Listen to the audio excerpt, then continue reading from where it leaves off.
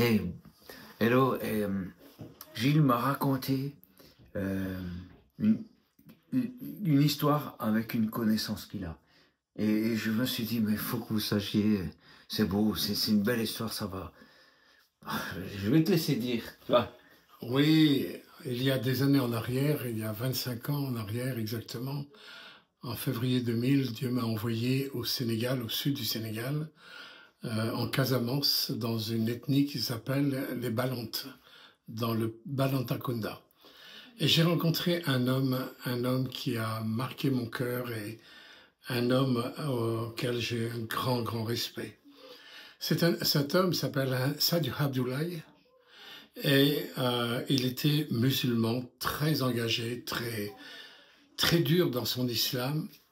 Et par le biais de témoignages de personnes de Jeunesse en Mission sur Dakar, il a été touché vraiment par le Seigneur. Dieu lui a donné des songes. Il a vraiment donné sa vie entière à Jésus-Christ. Et ça, c'était en 1992. Et il a été tellement impacté dans son cœur par la présence de Christ. Bien sûr, il a lâché l'islam et s'est engagé à fond pour se former, pour servir Jésus-Christ. Et un jour, Dieu l'a envoyé donc dans son ethnie, les Balantes. Le problème, c'est que son ethnie était non atteinte. Il n'y avait pas de chrétien né de nouveau dans son ethnie. Il a été le premier converti, né de nouveau dans son ethnie. Sa femme était la deuxième personne et ils ont été les pionniers, en fin de compte, pour annoncer l'évangile dans cette ethnie-là. Lorsqu'il a quitté Dakar, il a quitté une bonne situation, il avait un bon salaire à l'époque, hein, il était un représentant commercial, il était confortable dans son salaire, mais quand Dieu l'a envoyé, il l'a envoyé où il n'y avait pas de salaire. Il a accepté de descendre dans les conditions très précaires, en comptant sur la grâce de Dieu. Et quand il a commencé à annoncer l'évangile, dans cette ethnie à 98% de musulmans, il a été agressé un jour et ils l'ont traîné derrière une voiture. Ils l'ont attaché? Je ne sais pas comment c'était fait, mais il a été traîné par une voiture. Ah. Il m'a fait voir, ça faisait déjà plusieurs années, il m'a fait voir tout son côté. Il a encore, bien sûr, les cicatrices sur sa peau. Il m'avait fait voir les photos quand il avait les bandages et tout ça. Mais ce qui m'a touché de cet homme, vous savez, quand on est agressé sans faire le mal, simplement pour annoncer Jésus-Christ, bon, quelque part, on n'est quand même pas des machos, hein, non, pas des machos, des masos. Masos, voilà. Ouais. Des masos, on n'est pas masos. Hein, on n'a pas envie de retourner à la souffrance, sauf que lui, une fois, il a nettoyé ses plaies, il dit, mais il faut que je retourne voir ces gens-là, parce qu'ils ont besoin de Jésus. Essayez d'imaginer, hein, avec ses souffrances physiques, la chair qui était arrachée, retourner voir ces gens-là pour leur annoncer l'évangile. Et quand j'ai vu cet homme-là, avec les cicatrices et tout ça, un grand, grand, grand respect. Il est retourné? Il est retourné. Hein, bon, ils étaient partis, mais il est retourné. Donc les agresseurs étaient partis, mais le reste de la population était là. Mais lui, il est retourné. Ouais. Et vous voyez, Sadio Abdoulaye, c'est un homme qui était prêt à mourir simplement pour annoncer Jésus. Par amour, en fait. Par amour pour son peuple, quoi. Par amour pour ce peuple qui a besoin de connaître Jésus. Ouais. Et c'est comme ça qu'a commencé ma grande histoire avec le pasteur Sadio Abdoulaye, où Dieu m'a mis à ses côtés pour développer toute une œuvre et l'origine d'une mission à Diatakunda, à 80 km de Zingachor, pour ceux qui connaissent au sud du Sénégal. Et de tels hommes qui n'hésitent pas à se donner, à tout donner. Hein, et j'ai vu que Dieu a pris soin de lui. Dieu a su envoyer des hommes, et dont j'ai fait partie. Dieu m'a envoyé à ses côtés pour l'aider, pour développer toute sa vision, pardonnez-moi. Je voudrais vous encourager parce que on n'est peut-être pas traîné derrière une voiture, hein, mais bien souvent, combien nous nous plaignons parce que y a des gens qui ne nous regardent pas, qui ne disent pas bonjour, des gens qui nous rejettent ou autres. Mais qu'est-ce que c'est par rapport à ça? Hein? Ce qui triomphe toujours, c'est surtout la grâce et la miséricorde. Ce qui triomphe toujours, hein, c'est cette ténacité à vouloir annoncer Jésus à quiconque qui est là devant nous, a besoin de connaître Jésus-Christ de Nazareth, mort sur la croix, ressuscité au troisième jour. Les gens ont besoin de connaître ça. Et puis, ce peuple qu'il a voulu atteindre, est-ce que finalement il l'a atteint? Alors oui, pas dans sa totalité, malheureusement. Il y a eu ce grand centre, quand on arrive, pour ceux qui connaissent, hein, c'est la route qui longe la Casamance. Et quand on arrive à Diataconda, la première chose qu'on voit, c'est la mission. Il y a 5 hectares qui ont été donnés avec des bâtiments qui ont été construits. Et à partir de ce centre missionnaire, il s'est développé, alors, bien sûr un dispensaire, tout ça, une école biblique et tout. Et il y a eu des églises de brousse qui ont été implantées à plusieurs villages autour. Et il y a eu des âmes qui se sont données. Moi, j'ai connu une jeune fille qui était aveugle de naissance, par exemple. Et un jour, je faisais une réunion. Les réunions là-bas en Afrique, c'est sous un manguier, souvent à l'ombre du manguier. Hein. Et j'ai demandé s'il y avait des témoignages à rendre. Il y a une jeune fille qui prend la parole. Et elle était aveugle de naissance. Et le Seigneur lui a ouvert les yeux, comme Bartimée dans la Bible. Mais comment ça s'est passé pendant... Tout simplement. Sous le manguier? Non, ça s'est passé dans une autre réunion préalablement. Oh. Mais elle témoignait, elle rendait grâce à Dieu de ce que Dieu lui avait ouvert les yeux pour la première fois de sa vie. Oh, elle avait quel âge?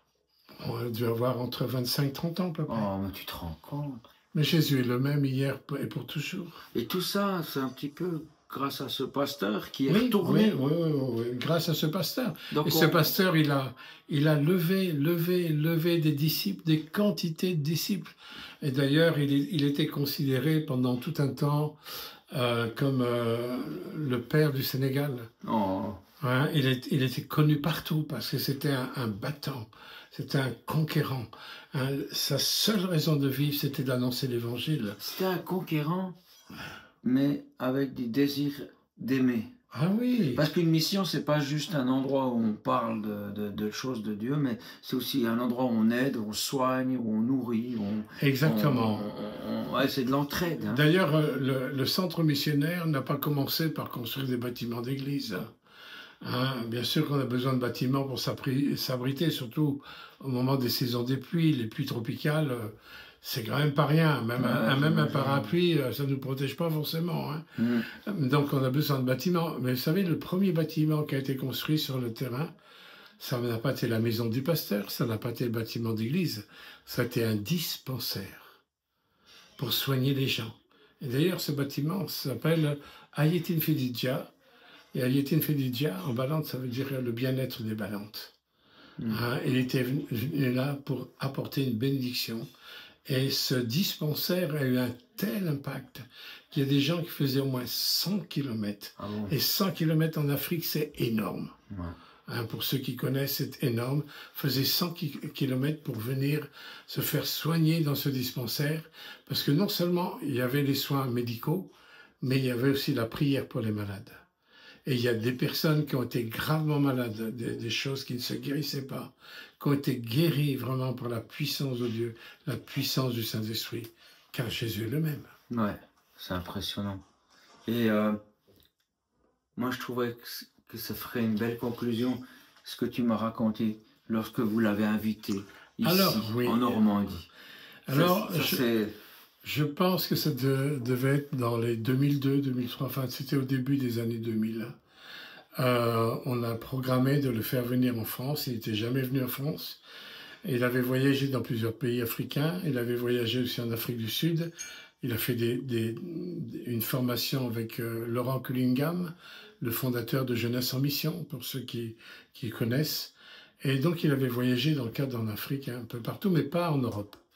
Et nous l'avons invité à venir en Europe. Et Dieu nous a travaillé, nous, dans notre vie pour honorer les serviteurs, pour bénir. Notre vie, elle doit être une semence de bénédiction pour les autres. Sinon, notre vie n'a pas de sens. Et on a décidé, pour bien l'accueillir et l'honorer, on a voulu l'accueillir comme si on accueillait Jésus. Et que si on accueille Jésus, on veut donner le meilleur. Alors on a réfléchi, le meilleur pour ce frère, c'est quoi? Et on a pensé à l'identification culturelle. Toute notre église s'est habillée en africain.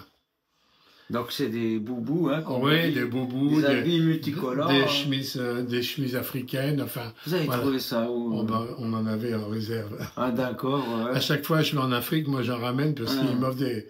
Donc on avait tout ça en réserve.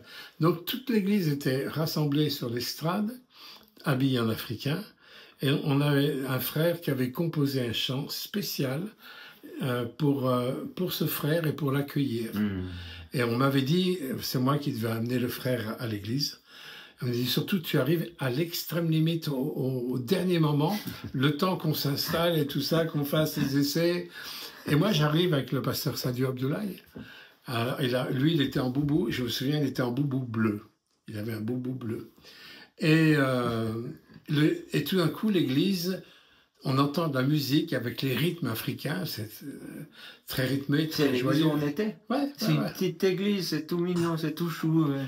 Et la musique commence, le chant commence, et Sadio, il rentre dans l'église, il est comme momifié dans un premier temps. Il regarde avec des grands yeux, étonné. Il écoute, et à un moment donné, il y avait un tabouret. Il se met à genoux devant, il y avait un grand tabouret, et il met ses mains, sa tête sur ses mains, et il se met à pleurer,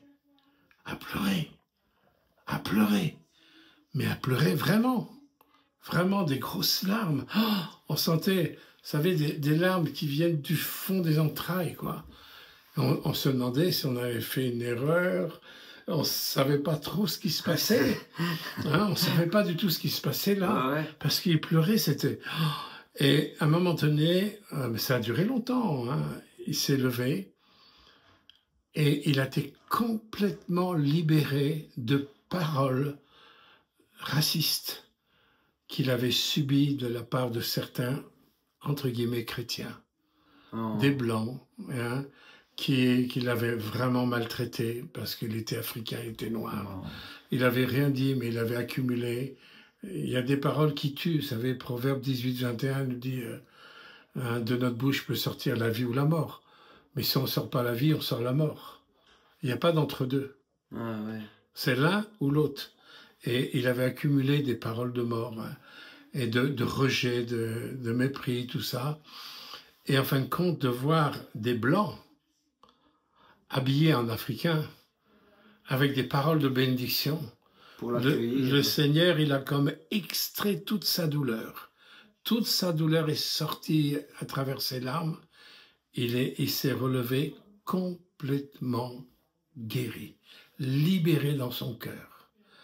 Et ça, il en a parlé partout en Afrique, de son accueil. Il en a parlé partout. Vous voyez, faisons attention de la manière dont on s'accueille. Ouais, c'est précieux.